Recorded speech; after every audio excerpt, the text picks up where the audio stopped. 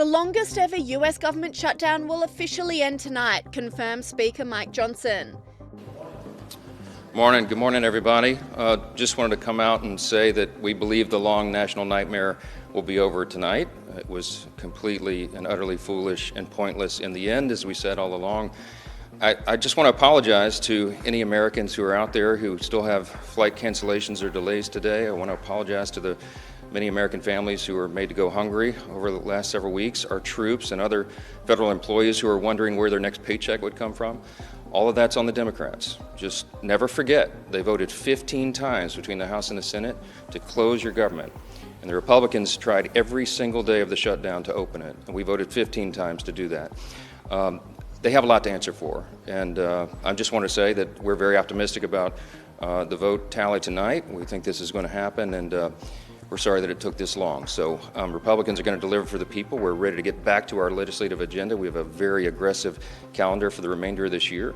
There'll be some long days and nights here, some long working weeks, but we will get this thing back on track. So thank you all. Stay tuned for more tonight. Mr. Speaker, do you have any reaction to the email from House Oversight? The House is currently in session for the first time since September 19 to debate and vote on the Senate-passed funding deal that will end the shutdown and reopen the government. Republicans have the numbers to pass the deal, which will be signed by President Trump and lead to the official reopening of the government. This vote, the yeas are 213, the nays are 209. The resolution is adopted. Without objection, a motion to reconsider is laid on the table. Press Secretary Caroline Leavitt reconfirmed this, saying President Trump will end the shutdown tonight and outline the disastrous effects the shutdown has had on the American people. In other news, the Democrats dragged on the government shutdown for 43 days, the longest shutdown in U.S. history. But tonight, thanks to Republicans, the White House is very hopeful that this shutdown is going to come to an end. The damage caused by the Democrats with this reckless government shutdown cannot be forgotten. It is entirely the fault of the Democrat Party. Just look at the vote count. Hundreds of thousands of federal employees have missed their paychecks. Tens of billions in wages and benefits were withheld, impacting vulnerable families. Millions of low-income Americans missed their SNAP benefits. Nearly 20,000 flights at airports across the country were delayed due to staffing shortages, causing Americans to miss family events, vacations, and work obligations. President Trump looks forward to finally ending this devastating Democrat shutdown with his signature, and we hope that signing will take place later tonight. And now that the shutdown is all but over, the knives are out for Schumer and the Democrats, who insisted on keeping the shutdown going for a record amount of time. Congressman Mike Lawler unleashed on the Democrats on the House floor. Because this shutdown was never about health care. It was always about appeasing a far-left radical base. Chuck Schumer said, every day gets better for us. Catherine Clark said, of course people will suffer. We want to use this as leverage. It is an embarrassment to this country. You should all be ashamed of yourselves for inflicting this pain on the American people, taking away food stamps from 42 million Americans, defunding WIC, not paying our troops, our federal employees, our air traffic controllers. It's a disgrace, and you should all hang your heads in shame.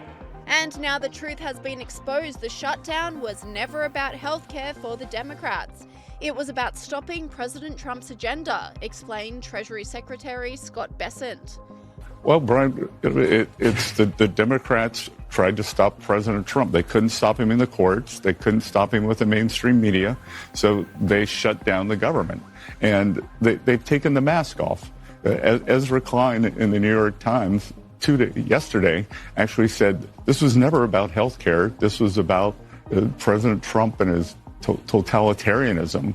So they were willing to cost the government tens of billions of dollars. The economy was in a great place, 3.8% growth last quarter, tracking very well this time. I think we're going to accelerate into 2026, but they've caused a hiccup here.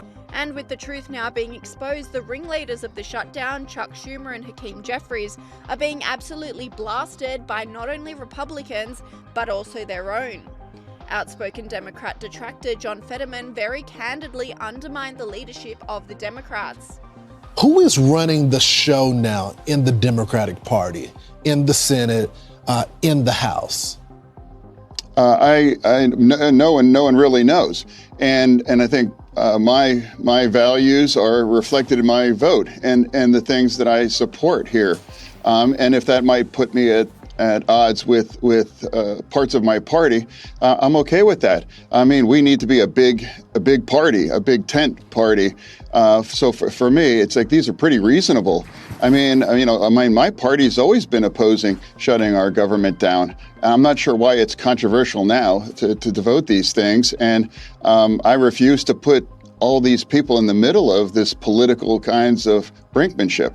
Left-wing podcaster Angie Sullivan agreed, calling for Schumer's resignation. We have Chuck Schumer, the cowardly lion, who we refer to as Chuckles, who again proved he is a terrible leader. He cannot meet the moment. He is impotent and he needs to step aside. And after agreeing to a CR in the Senate, Chuckles tries to go on the Senate floor and give us the old bamboozle. Oh, it wasn't me. Bullshit. Here he is. Care away. All to bow to the billionaire elite and special interests. Democrats are united as the party of lower health care costs and improving our health care system. We will not give up this fight. We will deliver for the American people. I yield the floor. What I have to say to that, Chuckles, is bullshit. You are not leading the fight. You are leading the cave. You are snatching defeat from the jaws of victory.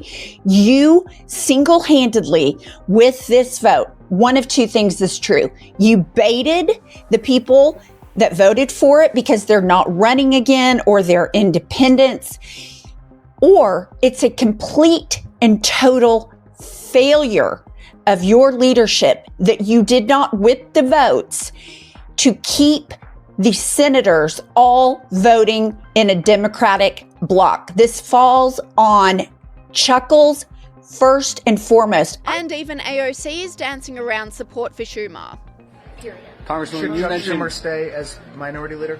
I think what is so important for folks to understand is that this problem is bigger than one person, and it actually is bigger than the minority leader in the Senate. Lifelong Democrats are also abandoning the party in droves. We go to Oklahoma, where Lawrence is on our line for Democrats. Good morning. Yeah, good morning. I've been a Democrat all my life. I'm 78, and my folks were too, but this party has changed so damn much. It makes me sick. I'm going to move out of it. It's terrible, just like Schumer, he needs to be in a home, take Pelosi with him,